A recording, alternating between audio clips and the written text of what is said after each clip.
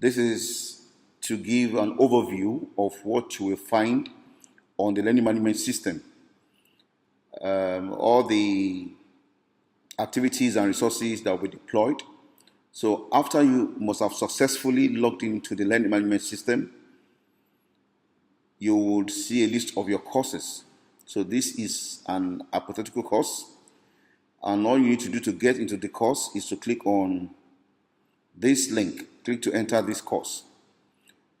So after clicking on that, then of course you'll be brought to your course page. So every course page has a feel, a look and feel like this.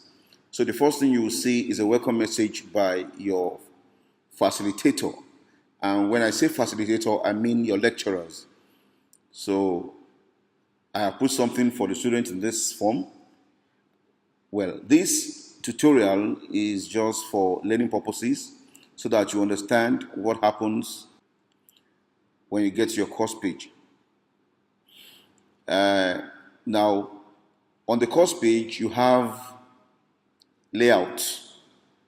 I have used the first topic and the second topic to present this to you, but of course you have other topics like topic 3, 4, 5, 6, so it depends on whether you have a 3-unit course, a 2-unit course, either a 2-unit course or a 3-unit course. A 2-unit course gives you about 10 topics, while a 3-unit course gives you about 15 topics. So I have used the first 2 topics here to present this to you.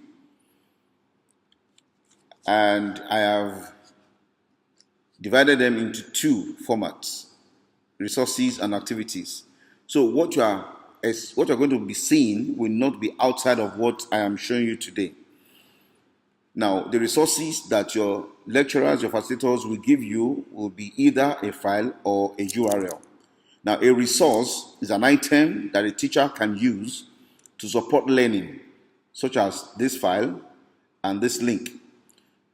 Your teachers will give you this to support your learning. So if they give you a file, all you need to do is to click on file. Just click on the file, and of course it downloads on your system so you can read it at your own time. They can also give you a link to also support your learning. So this is a URL, and all you need to do also here is to click on this link, and it shows the video link. It's a video lesson, and all you need to do in this instance is to click on the video and watch and learn. So those are basic 2 resources that you are going to be presented with. Now, an activity is something that you will have to do with other students or the teacher. So it's something that a student will do that interacts with other students or the teacher. And these are the basic activities that you will be expected to do. So your lecturer, your facilitator can give you any of these activity at any time.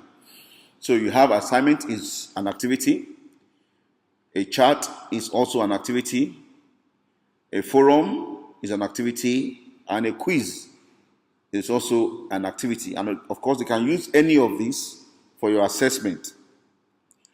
Now, when they give you an assignment, it's either the assignment will require you to type in directly. And if you're going to type in directly, then of course it flows with what is called online text. So you have to supply the text online. I'm going to show you that. Another way around, they will give you another assignment that you may need to do it in Microsoft Word and then upload the file for submission. That's why it's called file submission. So I presented 2 cases here of the type of assignment that you can be given. So let's look at the first case, which is online text, that you have to enter your text.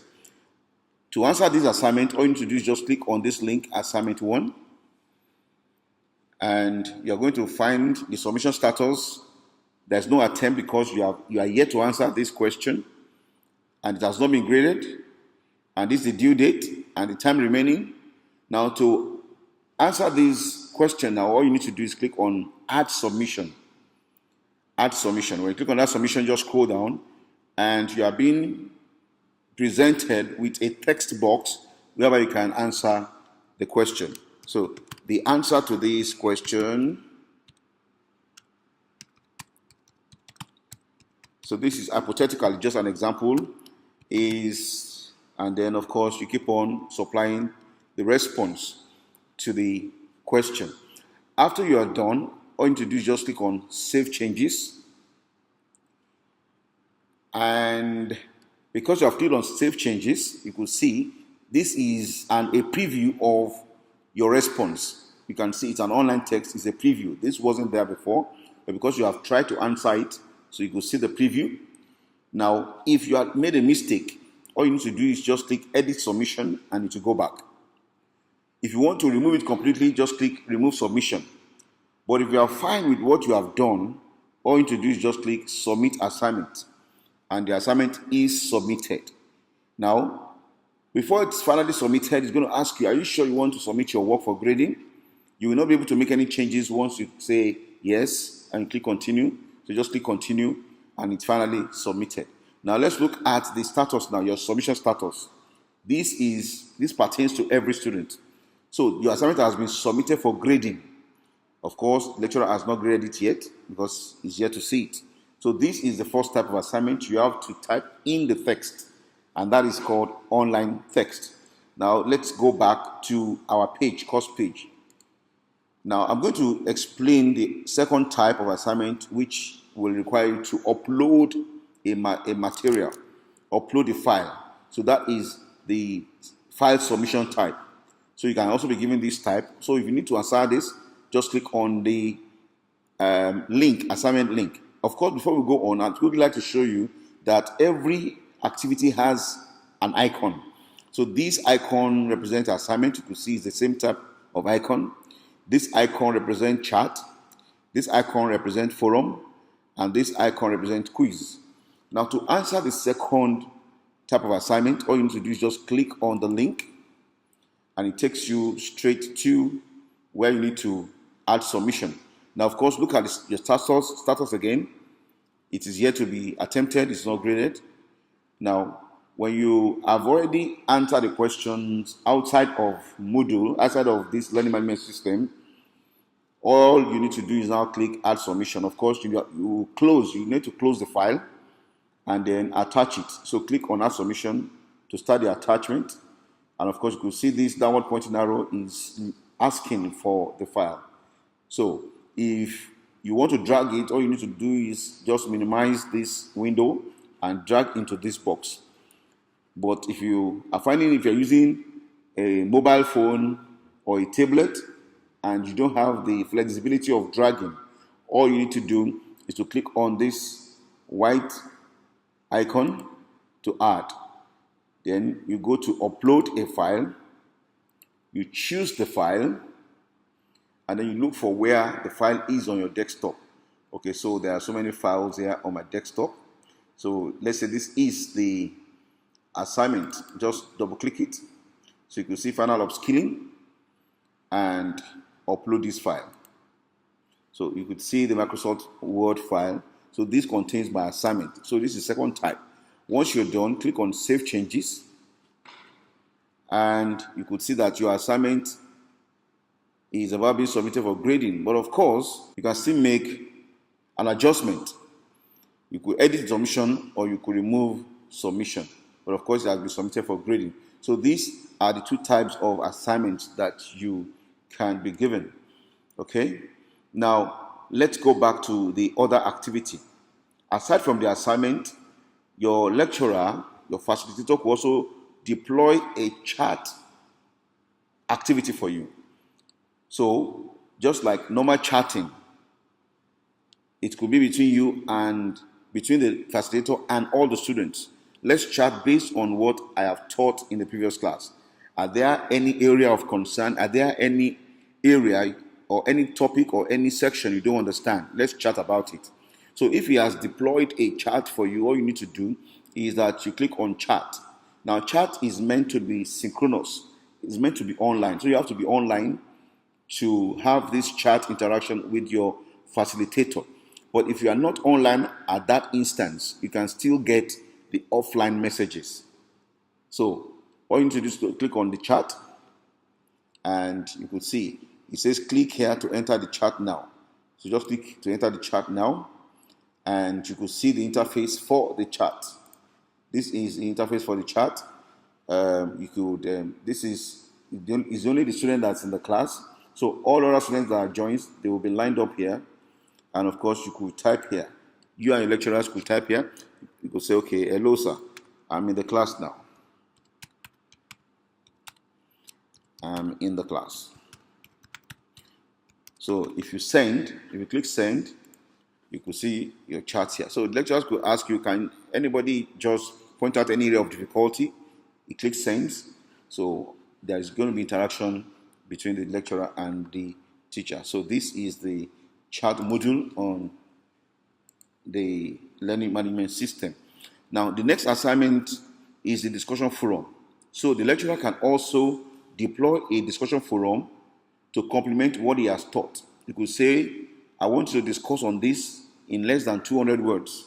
So if you need to click on to join that conversation, of course, just click on forum. Now, the good thing is that this is left on your course page. So once you just have access to your course page, you're going to see it displayed that you have a discussion forum that is yet to be attended to. And of course, what you need to do is just click on it, and then you attend to it. So when you click on forum, of course, you could see forum has been left. So there's no reply yet. No student has replied. That's why this is 0. And once you just want to make a response, all you need to do is just click on discuss on this, and you type your response, reply, provide your answer. So once you provide your answer, you can click on submit. Now the good thing is that if the right type of forum is selected, if the lecturer selects question and answer forum, then of course you won't be able to see other students' reply until you have submitted your own. And so this is discussion forum, and we can go back to the course page now, and so that I can show you more of the activities. Now the last one that you can be given is a quiz. So apart from getting an assignment which is word-based, you can also be given a quiz. So once you click on the quiz link, it tells you that the attempt allowed is 1. And of course, it starts this day and it ends this day. So one thing you have to note is that for every activity that is being given to you, there is always a start date and there's always a end date. So the date at which it starts and the day at which it ends. So once you're ready to attempt this quiz, all you need to do is just click on attempt quiz now. And it also tells you that the time limit is 10. So are you sure you really want to start now? If you're really sure you want to start, click on start attempt. And of course, it brings you the question. So here, for example purposes, I have just put 3 questions and for about 10 minutes. So there's a countdown. So as you're about to attempt your quiz, there's a countdown. So this is counting down. And these are the questions, just 3 questions. So the current Vice President of Nigeria is. So you have to choose out of this. So I think I'm right. Click next. And who is the current President of Nigeria? Current President of Nigeria is Buhari. So you can click on the right answer and click on next page. And it says the Vice Chancellor of the University of Lagos is Professor. So apart from a multiple choice questions, you can also have true or false question, matching type questions. You can have, there are variants of choices. So here is a true or false answer. This is a statement. Now, is it true or is it false? The Vice Chancellor of the University of Lagos is Professor Tunji Ogundipe, and the answer is true. Just click on true and you move on. So finish attempt because you have just 3 questions, and now it's telling you that out of the 3, you have answered all the 3. Peradventure, you left one, it's going to tell you that this is not answered yet, and of course you can return back to it. So you can return back to the attempt, and if you are sure that you have done well, just click submit all and finish. Submit all and finish. This is a confirmation, and once that is done, of course, that has been submitted. Okay, so this is all about the activities and resources that you will find on your course pages once the online interaction starts between you and your facilitators and the tutors. I hope you really had a good time going through this.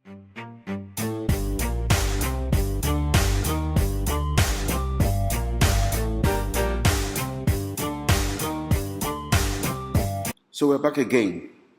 And I'd like to give the basic information on Studentportal to all fresh students. Now, after you must have logged in with your username, which is your matriculation number, and your password, you will be presented with this interface. So I'm given a view of the Studentportal upon first login. On the left pane, you have the dashboard, the appointment, the view biodata, the update biodata, medical form, print biodata, registration, print registration, upload documents, edit qualification, edit education history, download screening form, deferment, view results, view academic profile, change password, and log out. So, on pre-registration procedure, you have to click on update biodata. Update biodata to edit your biodata and save. It is important that you provide a valid email in your biodata, as you will need it if you have to reset your password. Update your educational history by clicking on edit educational history and thereafter upload your documents. Now, the documents to upload are letter of acceptance given to you during the screening exercise, handwritten letter of preparedness to pay all service charges, a reference letter from employer or sponsor, a reference letter from a lawyer, a clergy or an imam or senior civil servant, and a passport photograph with a white background. Next, you click on your admission letter. When you click on your admission letter, you download your admission letter from this point. Then you click on generate stroke regenerate fees to generate fees for the current session. And while you're doing that, look out for a short message on your screen to notify you of the success or lack thereof. And then you need to click on the view pay advice to download and view your pay advice. You can print a copy of the downloaded pay advice and proceed to the bank for payment. Ensure that your RRR number is boldly indicated on your pay advice. After payment, you have to return to the portal for course registration. And so here I'll be giving registration guidelines.